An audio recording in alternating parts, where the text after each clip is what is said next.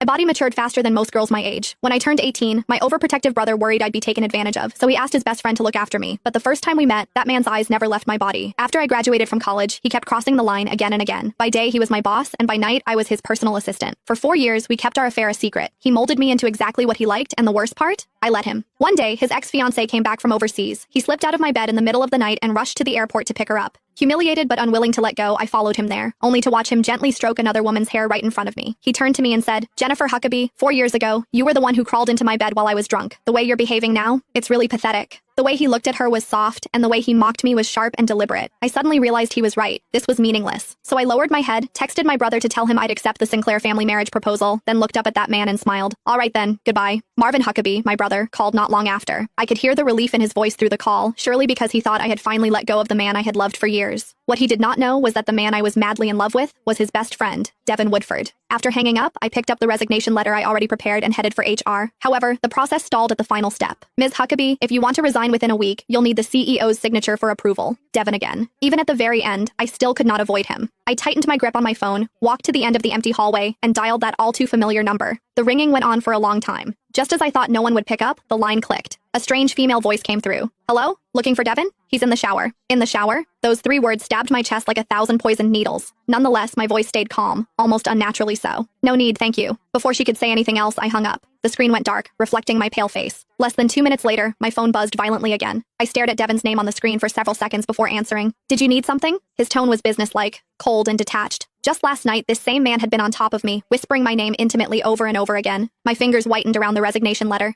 "Mr. Woodford, there's a document that needs your signature before the process can go through." He gave a low hum of acknowledgement, then added, almost as an afterthought, "Oh, right. Stop by later and pack up the rest of your stuff. She's moving in. The apartment in the western suburbs is empty. You can stay there. I promised Marvin I'd take care of you." 4 years ago, he pulled me into his bed while drunk, tossing me the charity of being his bedmate. 4 years later, under the excuse of loyalty to his best friend, he was offering me a place to live. His carefully considerate gestures were so absurd, they almost made me laugh. "That won't be necessary, Mr. Woodford," I said, forcing a smile. "I'm an adult. I can take care of myself." Once he signed the resignation form and I finished my last handover, the ridiculous 4 years between us would finally come to an end. Me? I was getting married. I opened my eyes in the hotel room as morning light streamed in. For the first time in years, I felt more awake than in any morning I had spent by Devin's side. I called a car and returned to the villa I'd lived in for 4 years. However, the moment I stepped inside, I almost thought I had walked into the wrong house. The once minimalist black and gray space was instead drenched in warm tones. The entryway wall, where I had begged him for a month to let me hang even a single plush toy, had been transformed into a display filled with stuffed animals. "Melissa likes it this way," Devin's voice sounded from behind me. When I turned,